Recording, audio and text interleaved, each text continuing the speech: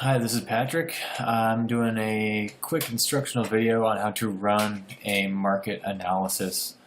So basically what we're going to be doing here is finding a subject property, and then we will look at similar homes in a very tight geographic radius and compare those homes to our subject property, and we are going to draw conclusions as to the value of the subject property.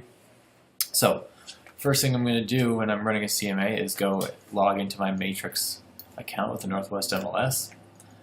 Click on Matrix. First thing I need to do is find my subject property. So if you're doing a reverse market analysis, and a reverse market analysis is one that we would run for a buyer who's considering making an offer on a home, we would just go to address here and type in the address of the home that they're interested in purchasing, and we would find that property description. Now, if you're running a regular market analysis for a home seller, you can try typing the address in here, but if they purchase the home after or before the year 2000, that property description probably won't be in the Northwest MLS, in which case you go to Realist, and once you're in Realist, you can actually look up the tax assessment of the home, and you can run your comparative market analysis using just the tax records. And Realist looks like this.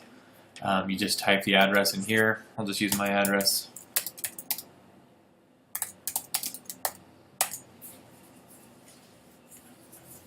Okay. And so once you have that in there, you just can print this out. And go print, and I select quick. And then here's the tax record. So if you can't find the home in the Northwest MLS, just go to Realist, and you can run your CMA because you know how many bedrooms, bathrooms, square footage, year build, all the information you need. But one thing I will point out is that these tax records are frequently wrong. You know, as I'm looking at this tax record of my own house, it's very off. You know, I've got a 10,000 square foot lot. It says I have a 6,000 square foot lot. I have 2.5 baths, not 3. So, you know, if you're running a market analysis and just shooting it over to a seller that you're following up with, when you make your follow-up call, be sure to mention, you know, this is a preliminary assessment of value. I'm just using the tax records. So, you know, if the numbers are off, it's because, I haven't seen the house. So if you have any time this week or this weekend, I'd be happy to come over, get over, and give you a much more comprehensive assessment of value, because the tax records on people's properties are often wrong, like it is here. Okay, anyways. I'm going to select just a property at random here, and we're going to run a market analysis.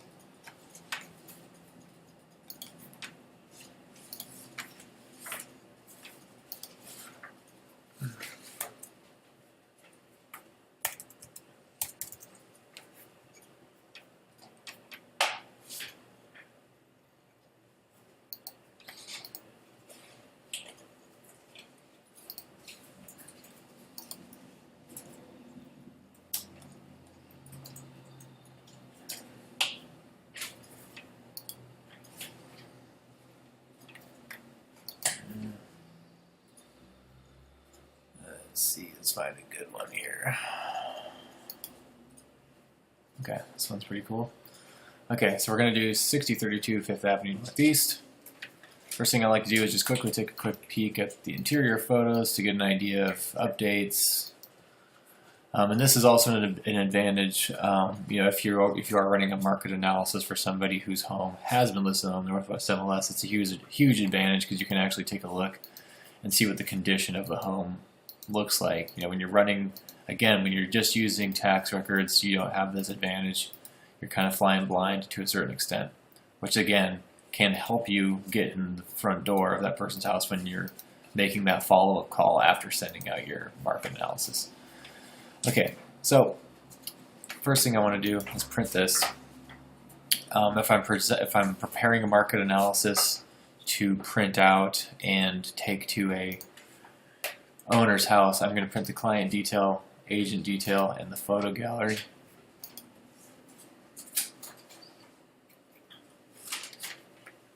Actually, you know what? Correction. Because I'm printing out the subject property, I never print out the photo gallery of the subject property because the owner already knows what the inside of their own house looks like. So just the client detail and the agent detail for the subject property. Okay, so here's what we're going to compare everything else to. Okay, so now I'm ready to start my market analysis. So I'm going to go search. I'm going to go general. And the comps I want to look for are active properties, properties that are pending inspection, properties that have sold, canceled, and expired. Now, as you guys know, the market's really hot. Sold properties that sold about 180 days ago, property values have increased since then, so you really want to focus more on properties that are about 30 to 40 days old or less. Just a little FYI there. Okay, so we are working with a single family residence here. So I'm going to click residential, and I don't want to look at any townhouses. Sometimes people will list townhouses as residential. So under style code, I'm going to go ahead and select all these different style codes that are specific to regular single family homes. Okay. Now I'm going to put in some more criteria. So I'm going to look at my house. I've got a 3-bedroom, 1.5 bath place. That's 1,180 square feet. So I'm going to go beds 3, square footage. I usually go about 500 square feet in either direction. So I'm going to look at everything that's about. I don't think I'm going to find any comps that are 600 square feet. So I might just in this case go 1,700 and under. But I do like to have about a 500 square foot swing on either side of the subject property square footage. Okay. For now, that's all I'm going to do. We can get into baths and lot sizes too, but really what I want to make sure is that I have a lot of comps to work with in the first place, and once I'm looking at a big list, I can kind of pare it down based on the details here. So I'm going to go map search. I'm going to type in my subject property's address.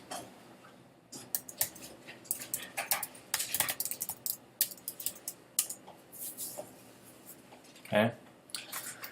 So this is an interesting one too. One thing that can definitely affect property value is proximity to a highway. So I'm near I-5 in this case. So I kind of want to really especially focus on these houses that are right near I-5. So I'm going to just visually look at this, and I've got, this one's right off I-5, so it's this one and this one. And kind of this one too. But this is a real hot neighborhood, so I got to keep that in mind as well. So I'm going to draw a little radius here and just include these few houses in kind of this little I-5 corridor. Okay, now I've selected my comps.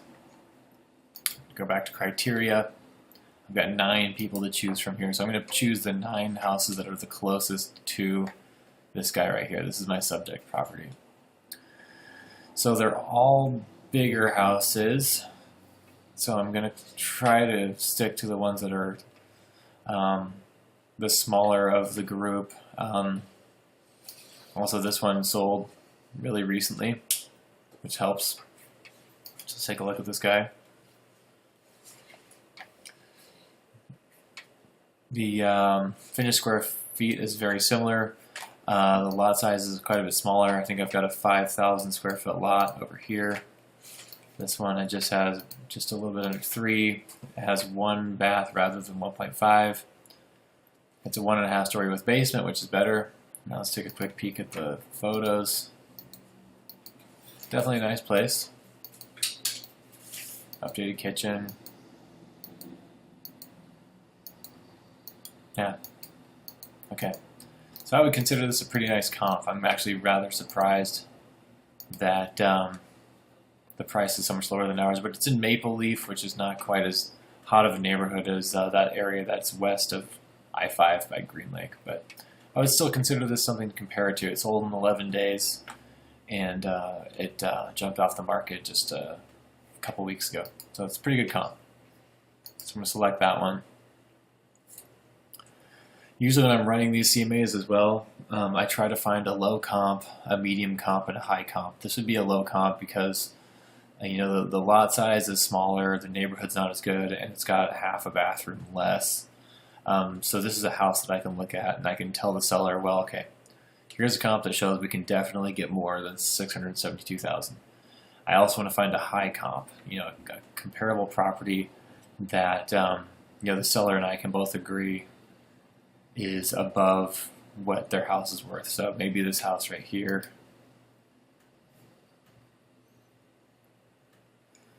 It might be too different because our house is built in 1957 and this is a 2007 house. I don't know if I usually don't want to compare real modern houses to kind of classic style houses, so we might skip that comp. Let's see what else we have here. This one's quite a bit bigger. Let's take a look at this guy. Okay, this is also a brand new house. Might skip this one too. Let's see what else we have. Let's try this guy. Also brand new, okay. Hopefully we have a couple of close comps. Brand new, okay. A lot of new construction in Seattle right now. Okay. This guy. Okay, finally. Relatively new, 1988 house, but square footage is quite a bit bigger. It's got a little bit more in the way of bathrooms. And we are also in that Green Lake area. It did sell quite a while ago. So let's take a quick peek at the interior, see if it's nicely updated. Pretty average actually. I'll also do things like take a quick peek at the map. It's substantially further away from I-5 than our property. I think our property is kind of right on I-5, so that helps these guys too to get a higher price. But I think I would use this as a comp also.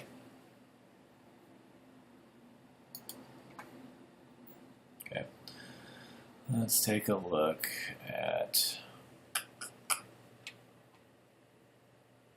this guy right here.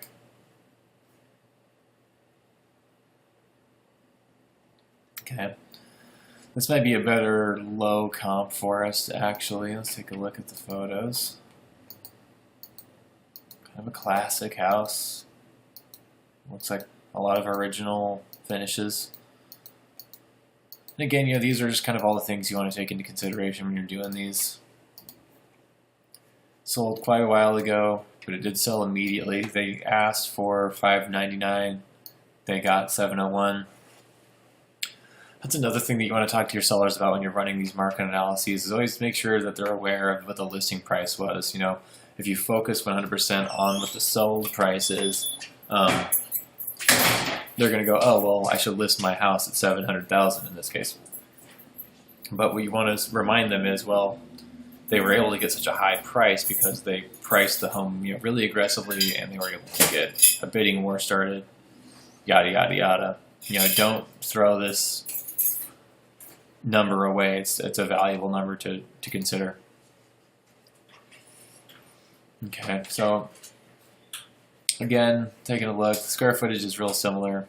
It's a classic older house, smaller lot, half a bath less.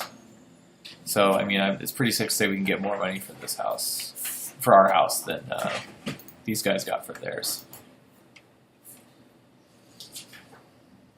Which comp was that? This guy.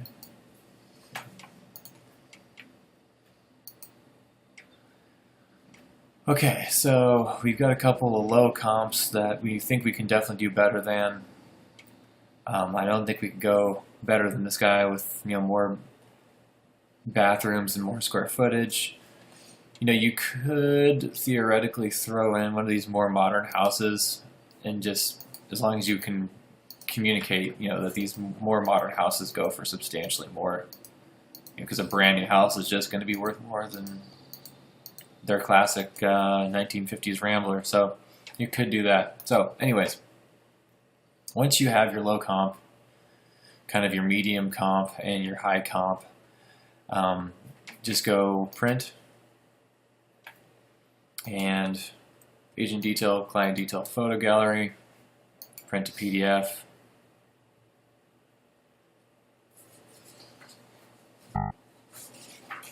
And then just print all these out. I actually go through with a highlighter and I highlight all the kind of pertinent stuff, like CDOM is how many days on market they were on the market, the original list price, in this case $665 versus the sale price of $830. I'll do the lot size, whether there's a garage, the year built, bedrooms, bathrooms, square footage, marketing remarks, just to make sure that you read over the marketing remarks every time. And I'll do that for each property, and then I'll just organize it so that there's the agent detail on top, then the client detail, and then the photo galleries that go with each house.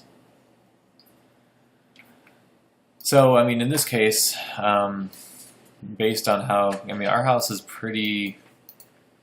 in pretty great shape compared to a lot of these other comps that we looked at, just by my recollection of the interior photos. This house sold back in, let's see, what is it, June. And frankly, I think it's quite a bit nicer than, where is that?